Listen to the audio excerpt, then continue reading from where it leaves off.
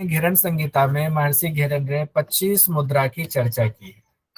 और हठ प्रदीपिका में कितनी मुद्रा की चर्चा है, तो बता सकते हैं? 10। 10 मुद्रा। 10 मुद्राएं। 10 मुद्रा। बहुत बढ़िया, यहाँ पर एक बार बात आ गई तो अच्छा है, साथ साथ ये भी रिवीजन हो जाएगा।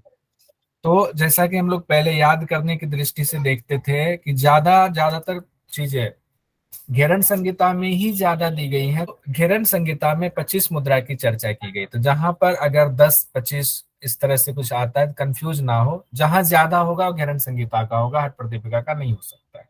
जैसे कि आसन में भी यही चीज है और षटकर्म में भी यही चीज है।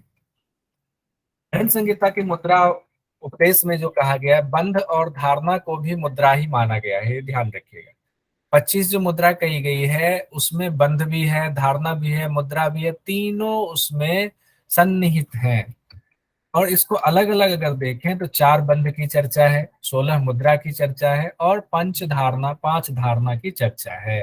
अब देखिए धारणा क्या है, धारणा तो ध्यान यहाँ पर करने की बात कही गई, एक तरह से ध्यान से ठीक पहले का स्टेप बताया गया है जिसमें चक्रों पर धारणा करने की बात की जा रही है। तो धारणा मुद्रा में भी चक्रों पर धारणा की बात की गई है। अब घेरन संहिता में पहली मुद्रा अपनी कौन सी है, महामुद्रा, और अंतिम कौन सी बताई गई है, भुजंगिनी। ये बस जानकारी के लिए। महामुद्रा, अब एक एक मुद्रा को हम लोग देखते हैं किस मुद्रा में क्या ऐसा इंपॉर्टेंट है जो एग्जाम में हमारे लिए महत्वपूर्ण हो सकता है। महामुद्रा के लाभ में बताया गया है कि क्षय, काश, उदावर्त, प्लीहा, जीर्ण, ज्वर सहित सभी रोग दूर होते हैं। अब कल जो एक क्वेश्चन आया था जो कि नेट जीआरएफ में पूछा गया क्वेश्चन था, वलितम पलितम रोग किससे होता है। अब उसमें एक ऑप्शन तो था मांडुकी मुद्रा, एक महामुद्रा भी। तो कल ये चर्चा हुई तो मैंने कहा शायद वो कूट होगा, लेकिन ऐसा कूट में एग्जाम में नहीं पूछा गया था। एग्जाम में उसका आंसर मांडुकी मुद्रा ही होगा। अब आप कहेंगे लेकिन इसमें तो दिया गया है श्लोक में, तो यहाँ पर क्लियर कर लेते हैं हम लोग। देखिए ये बिहार स्कूल ऑफ योगा की पुस्तक है आपका महामुद्रा का। तो यहाँ जो महामुद्रा में कही गई है श्लोक में, इसमें वलितम पलितम का इस्तेमाल किया गया है। देखिए वलितम पलितम चैव जरा मृत्यु विनाशिनी। जब मैं पढ़ा रहा था उस दौरान मैंने कहा था कई पुस्तकों में, ज्यादातर पुस्तकों में ये लाइन नहीं मिलती है और इस पुस्तक में ये लाइन लिखी हुई है। अब इसके हिसाब से देखें तो कितना, 29 नंबर का जो श्लोक है 2 लाइन का है, 30 नंबर का श्लोक 2 लाइन का, 31 नंबर का श्लोक 3 लाइन का कैसे है। इसका मतलब ये लाइन जो है गलती से एक्स्ट्रा लाइन आ गई है, ये मेरा मानना है। अब कहें क्यों, इसका दूसरा सबूत ये है, एक तो मैंने दो दो का जोड़ा करके बताया, अगर वो ना भी माने तो इसकी व्याख्या में कहीं इसकी चर्चा नहीं की गई है कि वलितम पलितम और जरा मृत्यु की बात इसमें कहीं भी नहीं है। देखिए कहीं नहीं दिए, ये दिया हुआ है क्षय काश की बात कही गई, यक्षमा मतलब टीबी की बात कही गई है, काश मतलब खांसी की बात कही गई, उदावर्त मतलब कोष्ठबद्धता की बात कही गई है, प्लीहा की बात कही गई है, जीर्ण ज्वर की बात कही गई है। जीर्ण ज्वर मतलब कहा गया है जो पुराना बुखार है, प्लीहा में वृद्धि जो अभी सुरेश सर बता रहे थे। तो ये वलितम पलितम महामुद्रा से जोड़ करके एग्जाम में भी नहीं पूछा गया है, ठीक है। तो वलितम पलितम को कल जो कंफ्यूजन थोड़ी सी भी थी उसको आज दूर कर ले। तो कल कौन कौन लोगों ने कहा था कि हाँ महामुद्रा ने, मैं भी थोड़ा कंफ्यूज हो गया था। मैं ये जानता था कि सिर्फ मांडुकी में होता है, फिर भी मैं थोड़ा कंफ्यूज हुआ तो मैंने कहा नहीं आज इसको क्लियर कर लेंगे क्लास में। तो महामुद्रा में वलितम पलितम को नहीं जोड़ेंगे, ये ध्यान रखिएगा, और किसी पुस्तक में नहीं दिया गया, यहाँ भी गलती से है, ये मेरा मानना है। उसके बाद हमने ये लिख दिया कुछ पुस्तकों में लाभ में वलितम पलितम निवार्य लिखा है, लेकिन ज्यादातर पुस्तक में महामुद्रा के लाभ में वलितम पलितम नहीं लिखा है, ठीक है। तो हम वलितम पलितम को नहीं मानेंगे। अब नभो मुद्रा में आते हैं।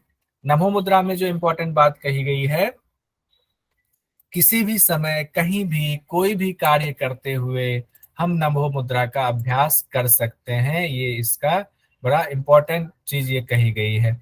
और इससे संबंधित सवाल पूछ दिया जाता है, कौन सी मुद्रा का अभ्यास कहीं भी किसी भी स्थिति में कोई कार्य करते हुए भी कर सकते हैं, तो वो है हमारा नभो मुद्रा। नभो मुद्रा का दूसरा नाम जो बाद में चर्चा भी हुई थी वो है आकाशी मुद्रा। नभ मतलब आकाश होता है, नभो मुद्रा और आकाशी मुद्रा की चर्चा। ये भी इंपॉर्टेंट ध्यान रखिएगा। अभी जो मैंने क्वेश्चन तैयार किया हुआ है उसमें मैंने आज ऑप्शंस नहीं दिए हुए हैं, तो ये ध्यान में एकदम बिठाते जाइए, मन ही मन 2 से 3 बार रिपीट करते जाइए, वहां पर आपको डायरेक्ट आंसर देना है और एमसीक्यू तो बाद में होगा। ज्ञान बंध में अब चर्चा करते हैं। इस बंध में आपके सामने सवाल आ सकता है कि महाखग के ऊपर उठने की बात की गई, महाखग के उड़ने की बात की गई है, तो उड़ियान बंध में महाखग के ऊपर उठने की बात की गई है। तो अब ये भी आ सकता है किस बंध में महाखग शब्द का इस्तेमाल किया गया है, तो उड़ियान बंध में महाखग शब्द का इस्तेमाल किया गया है, ये ध्यान रखेंगे। अब है इसके लाभ को अगर देखें तो इंपॉर्टेंट इसलिए हो जाता है, उड़ियान बंध में एक शब्द आया था मृत्यु मातंग केसरी। मृत्यु मातंग केसरी शब्द का इस्तेमाल उड़ियान बंध में किया गया है। मृत्यु मातंग केसरी का मतलब होता है मृत्यु रूपी हाथी के लिए सिंह के समान है। कौन है मृत्यु रूपी हाथी के लिए सिंह के समान? तो उड़ियान बंध जो है मृत्यु रूपी हाथी के लिए सिंह के समान है। ये भी याद कर ली, मृत्यु मातंग केसरी उड़ियान बन, मृत्यु मातंग केसरी उड़ियान बन, 3 से 4 बार रिपीट कर जाइए। इसको भी कलर कर देते हैं, ये बेचारा क्यों छूटे। अब उड़ियान बंद को सभी बंधों में विशिष्ट कहा गया है, ये शब्द भी ध्यान रख ली, इस पर हम लोगों ने चर्चा भी की थी। विशिष्ट शब्द आया हुआ था, तो उड़ियान बंद को बंधों में विशिष्ट कहा गया है। इसके अभ्यास से सहज ही मोक्ष मिल जाता है। उड़ियान बंद के अभ्यास, किसके अभ्यास से सहज ही मोक्ष मिल जाता है अगर आ जाए, तो उड़ियान बंद के अभ्यास से सहज ही मोक्ष मिल जाता है। अब आते हैं हम लोग जालंधर बंद में। जल्दी इसलिए बढ़ रहा हूं कि इसको हम लोग पढ़ चुके हैं, बस हम रिवीजन कर रहे हैं। ये जो नोट्स है ये अलग से आपको दे दिया जाएगा। जालंधर बंद की बात आती है। जालंधर बंद में 2 चीजें बहुत इंपॉर्टेंट है जो कि उस समय भी बात हुई थी। एक तो 16 आधारों का बंधन किस बंध में होता है, तो 16 आधारों का बंधन जालंधर बंध में होता है, ये ध्यान रखें। और जालंधर बंध की सिद्धि अगर अभ्यास किया जाए तो कितने दिनों में इसकी सिद्धि हो जाएगी, तो कहते हैं जालंधर बंध की सिद्धि 6 महीने में हो जाती है। ठीक है, योगी मृत्यु को भी जीत लेता है जालंधर बंध।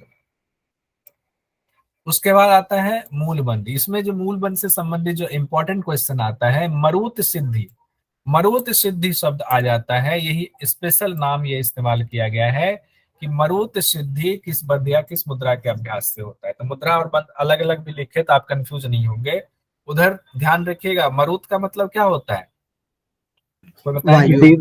वायु होता है। वायु। अब यहाँ पर एक कंफ्यूजन हो सकती है, आप कहेंगे आपने तो ये पढ़ा दिया एग्जाम में कहीं गड़बड़ ना हो जाए। वायु के से संबंधित कोई और चीज हम लोगों ने पढ़ा हुआ है धारणा में पढ़े। धारणा में वायवी धारणा हम लोगों ने पढ़ा हुआ है। तो वायवी धारणा हम लोगों ने पढ़ा हुआ है, पंच धारणा, पांचों धारणा पंच तत्व से संबंधित है।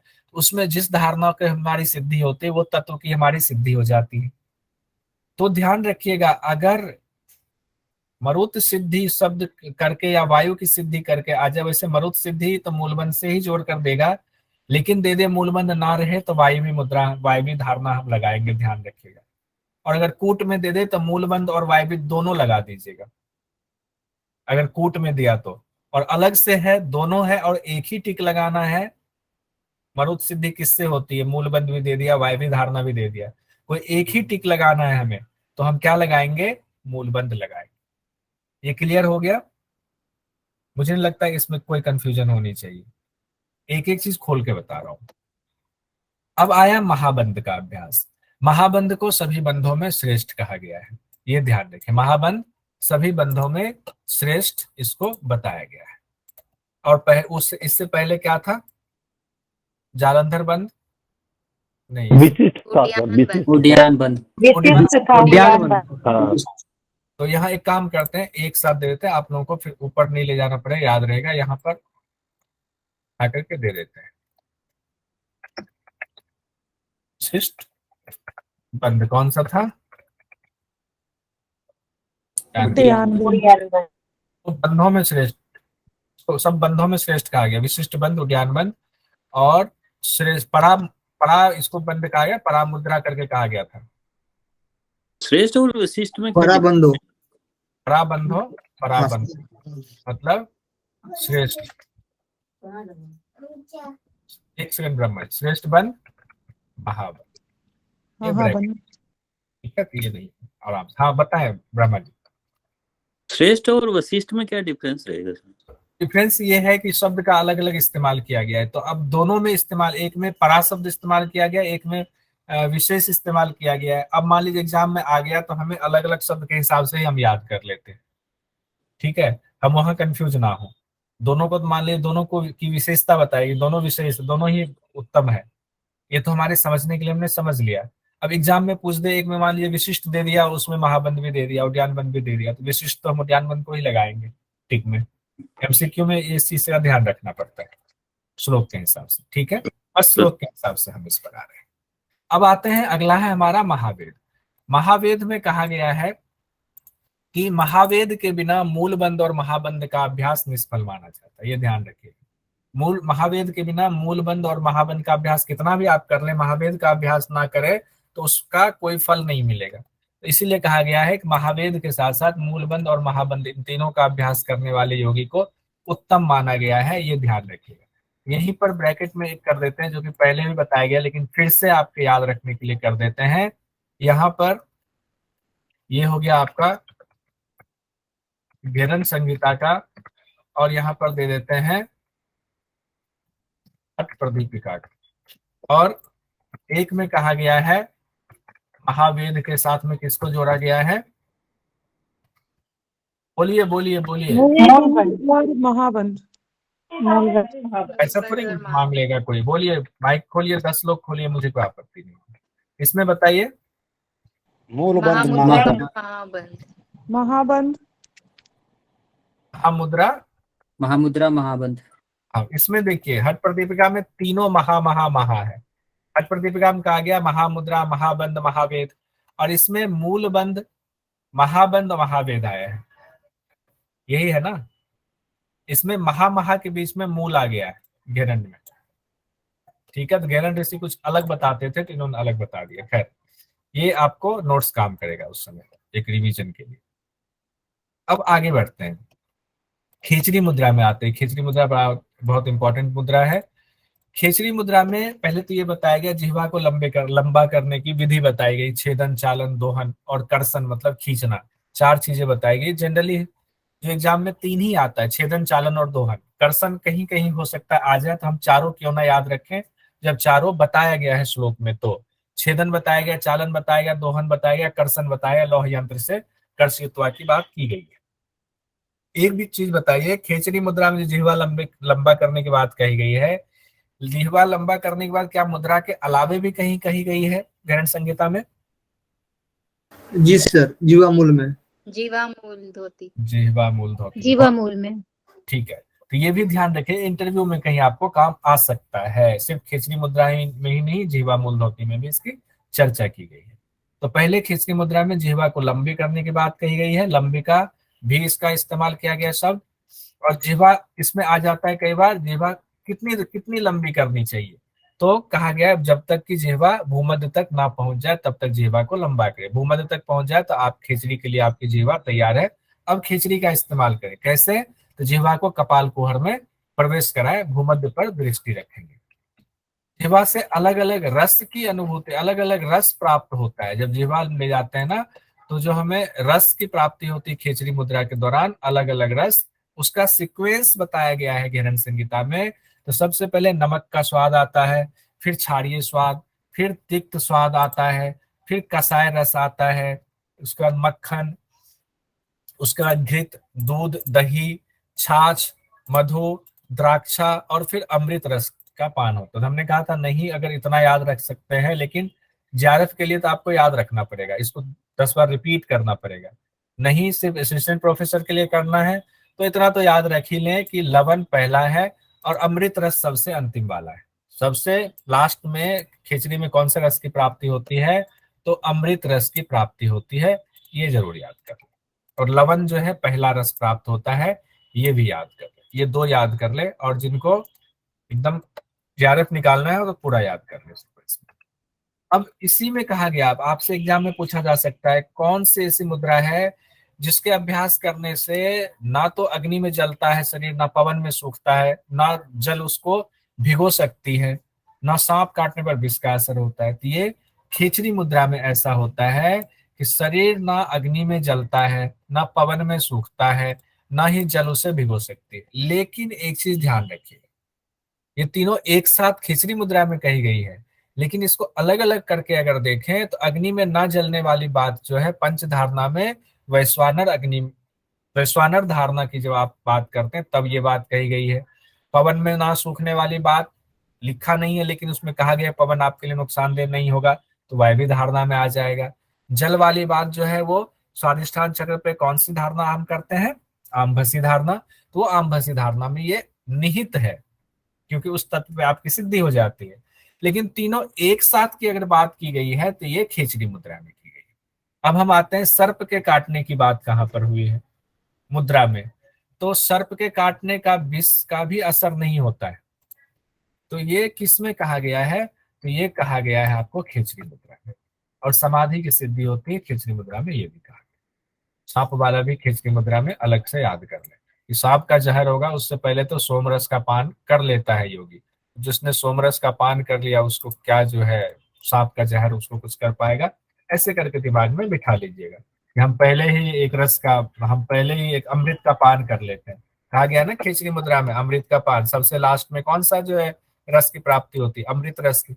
हमने जब अमृत रस को का पान कर लिया तो ये सांप के जहर का जो है क्या हमारे ऊपर असर होगा, कुछ नहीं होगा।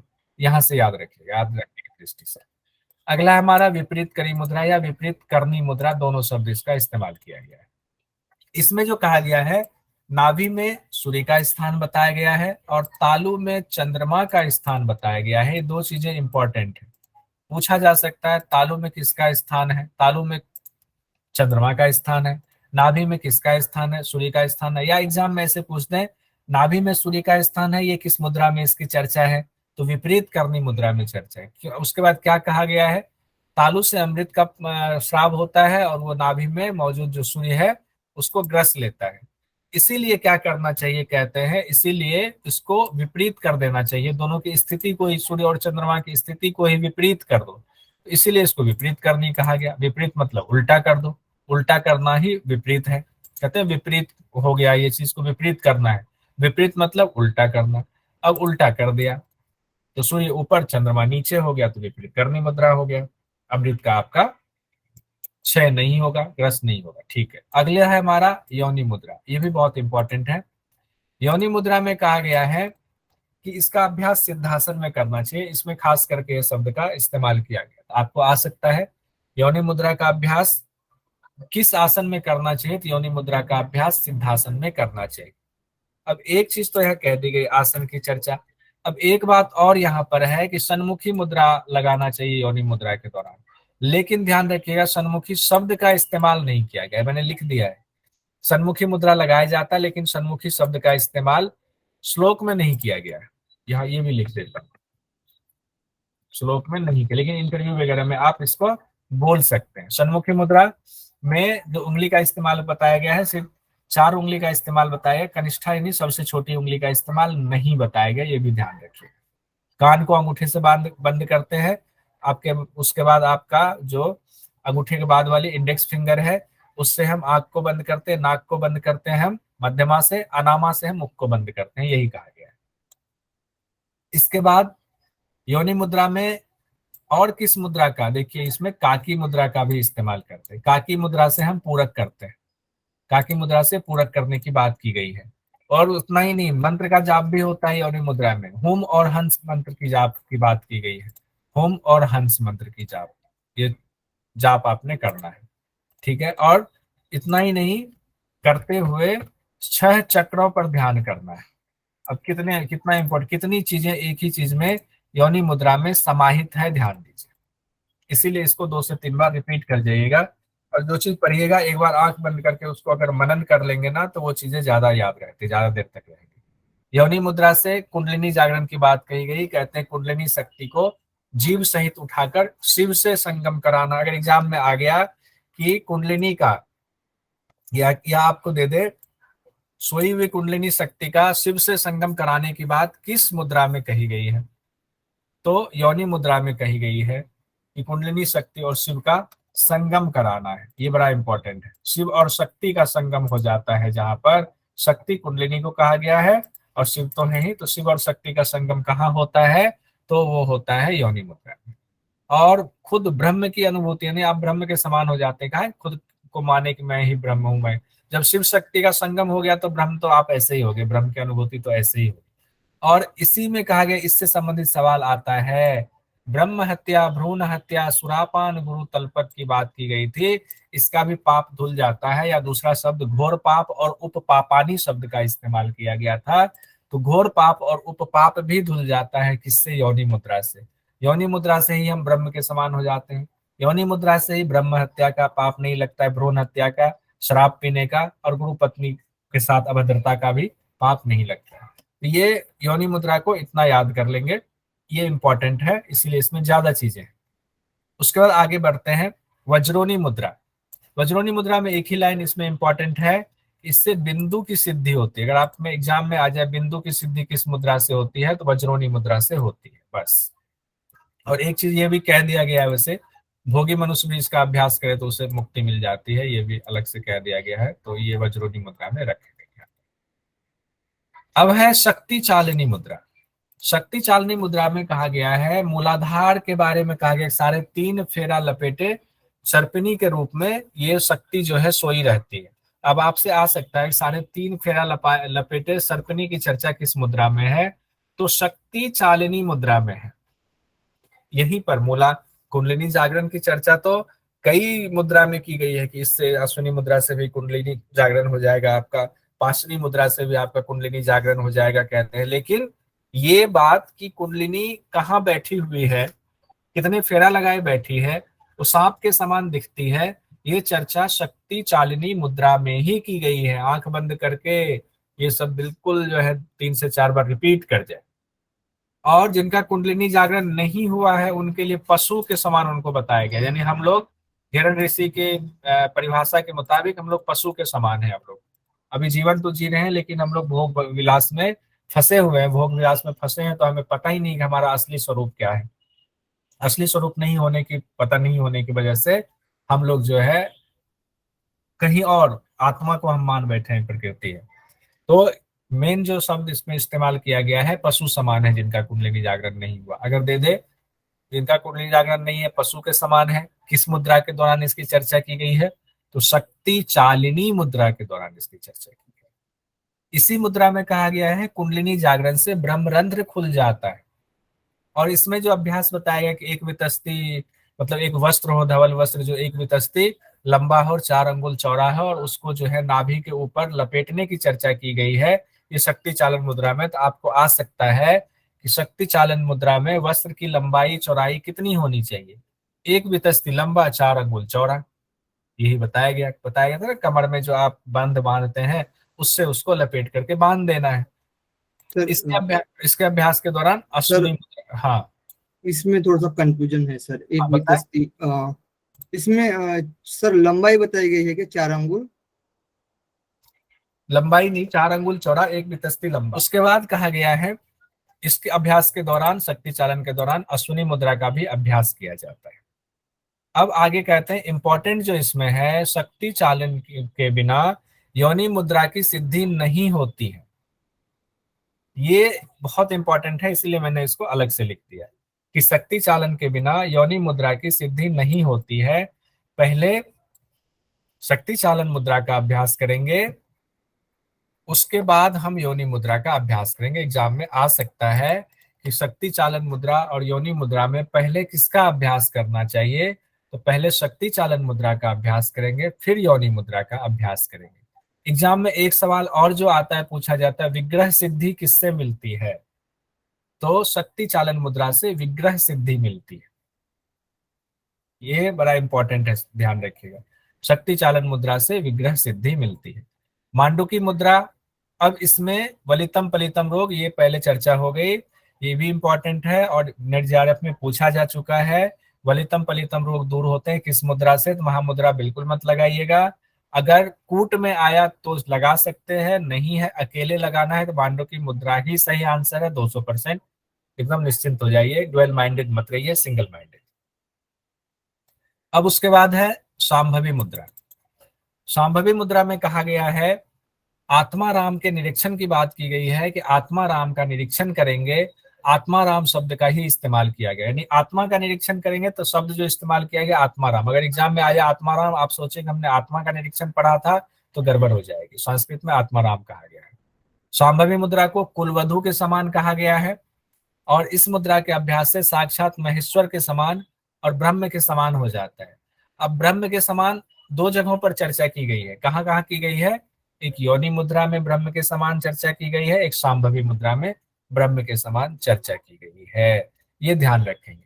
शांभवी मुद्रा में यह भी कहा गया है कि वेद शास्त्र और पुराण जो है वो सामान्य गणिका के समान है, और गणिका को अगर सामान्य उसका सीधा सिंपल एक शब्द में इस्तेमाल करें तो वेश्या शब्द से इस्तेमाल लगाया जाता है, अगर और व्याख्या ना करें तो शांभवी मुद्रा को कुलवधु कहा गया है। कुलवधु बताने के लिए, विशिष्टता बताने के लिए वेद पुराण और शास्त्र को यहाँ कहा गया था सामान्य गणिका।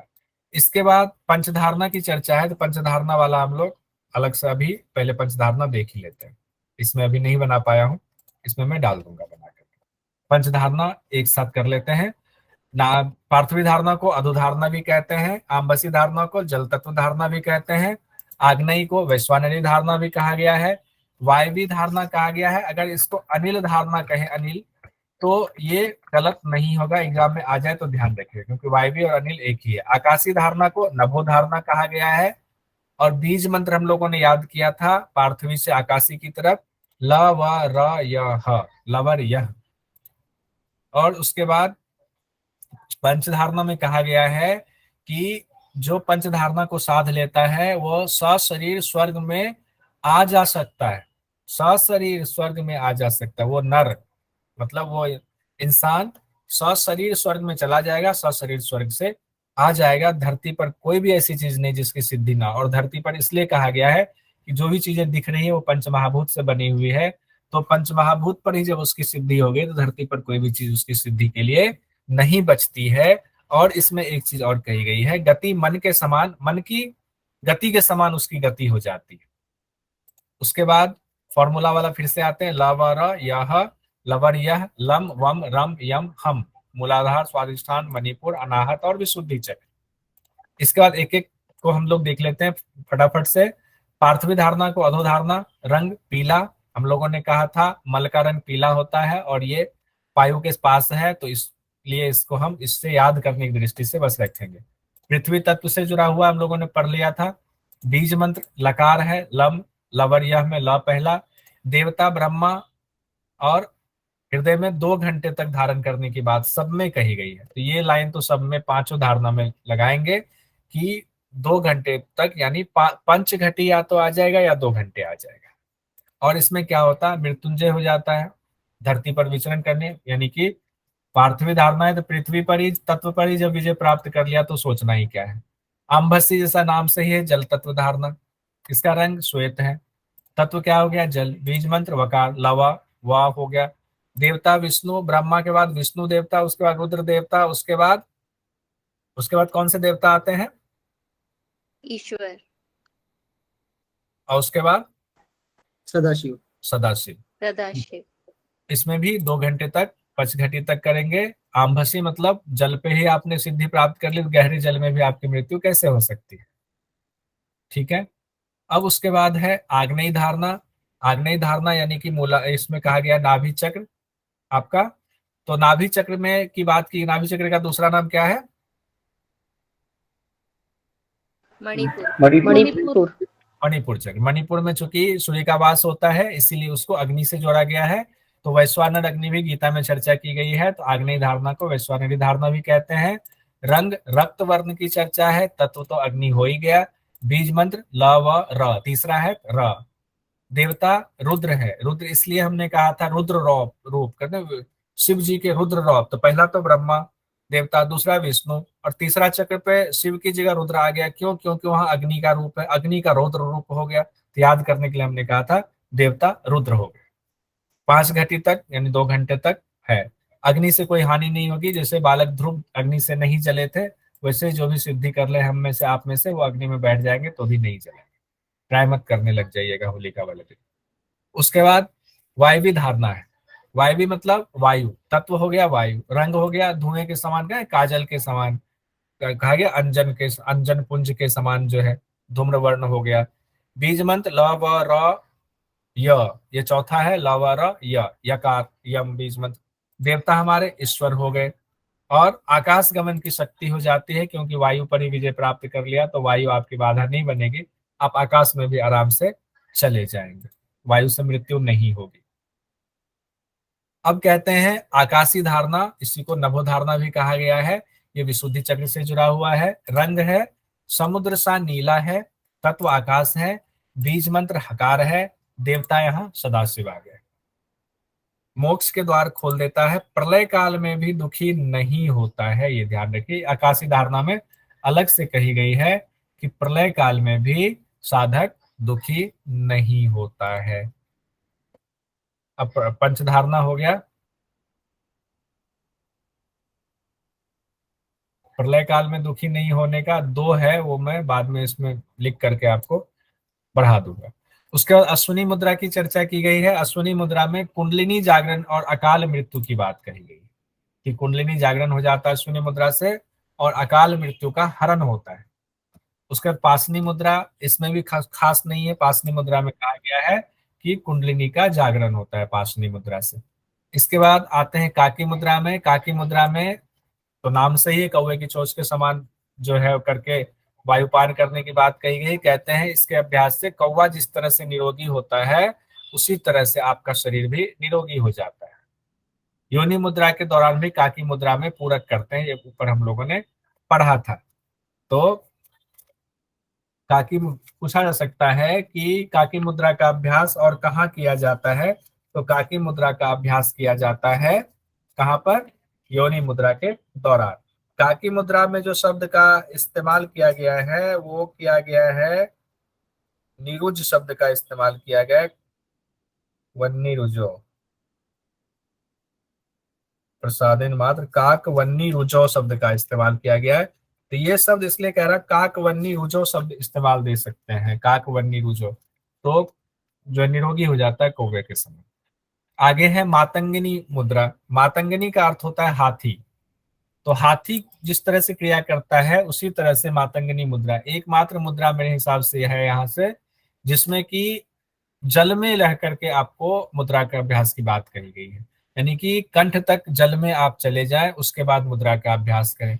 तो कैसे करेंगे मुद्रा का अभ्यास, किसी को याद है मातंगिनी मुद्रा का? कल ही हम लोगों ने पढ़ा था, कोई बता सकते हैं जल्दी से? यस सर, बताइए जल्दी से। कंठ सर, सर वो कंठ पर्यंत तक सर जल में स्थित होना है और सर नासिका से जल को अंदर लेना है और मुख से रेचक करना है। ठीक है। फिर सर फिर इसको विपरीत करना है सर, फिर नासिका से मुंह से नासिका से, ऐसा करना है सर। ठीक है। और इसको कितनी देर दीर्घ तक क्रम करने दी गई है? सर कितनी देर तक सर ये तो पता नहीं सर। और कोई बता सकते हैं? सर इसको बार बार करना है, ये लिखा है। ठीक है। तो नासिका से लेंगे, मुख से छोड़ेंगे, मुख से लेंगे, नासिका से छोड़ेंगे, और इसको बार बार करने की कुर्यात देवंग पुनः पुनः की चर्चा की गई है मातंगिनी। मातंगिनी में जो कहा गया कि एकांत में तो कहा ही गया है, वैसे तो सारे ही मुद्रा एकांत में है, इसमें निर्जन शब्द का अलग से इस्तेमाल किया गया कि जहां लोग ना आते जाते हैं वहां अभ्यास करें। और जो अलग एक चीज है, कंठ तक जल में डूब करके अभ्यास करने की बात की गई है। और कहा गया कि हाथी के सान मदमस्त अप हो जाते हैं, बलवान हो जाते हैं मातंगिनी। और इसी मातंगिनी मुद्रा को परामुद्रा भी कहा गया है, यहाँ भी ध्यान रखिएगा। परामुद्रा और जो आपने पहले ऊपर पढ़ा हुआ है वहां तो है ही, यहाँ भी परामुद्रा कहा गया मातंगिनी। अंतिम जो मुद्रा है वो है भुजंगिनी मुद्रा, 25वां। मुख को खोलकर कंठ से वायु का पान करना भुजंगिनी मुद्रा। भुजंग मतलब सांप। और इसमें जो खास बात कही गई है वो ये कही गई है कि उदर के जो रोग हैं वो रोग दूर होते हैं, लेकिन खास करके कहा गया है रोगम जीर्णादि विशेषतः, तो रोगम जीर्णादि को विशेषतः से इसका इस्तेमाल किया गया है, इसीलिए हमने यहाँ अजीर्ण रोग का लिख दिया हुआ है। बाकी एग्जाम में ऐसा कुछ खास आया हुआ नहीं है अब तक, लेकिन कोई ठिकाना नहीं है, आ जाए। अब देख लेते हैं जरा मृत्यु की चर्चा कहाँ पर कहाँ की गई है, कि जरा और मृत्यु का विनाश होता है।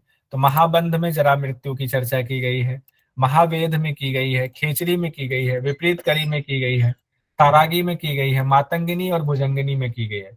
महामुद्रा में जो है ये डाउट वाला है, क्योंकि वहां बलितम पलितम के साथ में यहाँ जरा मृत्यु की बात की गई है, लेकिन बाकी पुस्तकों में नहीं है। श्री बिहार स्कूल BSY मतलब बिहार स्कूल ऑफ योगा हमने यहाँ लिखा, श्री बिहार स्कूल ऑफ योगा में वाली पुस्तक में है, लेकिन उसकी भी व्याख्या में नहीं कही गई। तो इसको हटा करके ही मानकर चले। किस किस मुद्रा से कुंडलिनी जागरण होता है? तो उड्डयन वंश से, योनि मुद्रा से, शक्ति चालिनी से, और अश्विनी मुद्रा से, पासनी मुद्रा से कुंडलिनी जागरण होता है। सूर्यकांत सर आ गए हैं क्या? नहीं आया है सर अभी तक। नहीं आए ना, तो खटाखट क्वेश्चन हम लोग ले लेते हैं। एक तो विपरीत करना प्रलय काल में भी था, विपरीत करनी, और कौन सी मुद्रा का था इसमें? एक आकाशी धारणा। आकाशी धारणा। आकाशी धारणा। धारणा। ये भी हो गया तो ठीक ही रहा, कंप्लीट हो गया हमारा नोट्स यहाँ पर। अब जो इंपॉर्टेंट क्वेश्चन इससे निकल रहे हैं वो देख लेते हैं। घेरन संहिता के मुताबिक कौन सी मुद्रा कभी भी किसी भी स्थिति में रहकर कर सकते हैं? जल्दी से बताइए। बोलिए भी और लिखिए। नभो मुद्रा। 31 लोग 32 लोग हैं तो लिखिए। संतोष जी ने कहा नभो मुद्रा। चलिए भी लगा सकते, बढ़िया। षोडश आधार का बंधन किस मुद्रा में होता है? जालंधर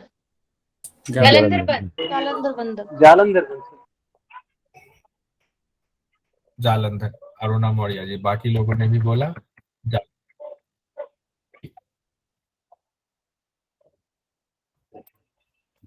उसका कितने महीने के अभ्यास से जालंधर बंध की सिद्धि हो जाती है? 6 महीने। चलिए टाइप मत कीजिए, क्योंकि सूर्यकांत सर आ गए हैं ना। सूर्यकांत सर आ गए हैं? सर कोई तो आए थे, आपने ज्ञान दिया जल्दी से, अभी मुझे पता नहीं। ठीक नहीं आए ना अभी तक सर? आए थे फिर नहीं। ठीक है।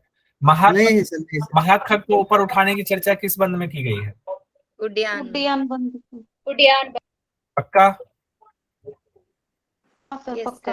जी सर। बंध। चलिए मृत्यु मातंग केसरी किस बंध को में को कहा गया है? उड्डयन को ही बोला उड्डयन। किस बंध के अभ्यास से मरुत सिद्धि मिलती है? अब ये बताइए। मूलबंध। मूलबंध।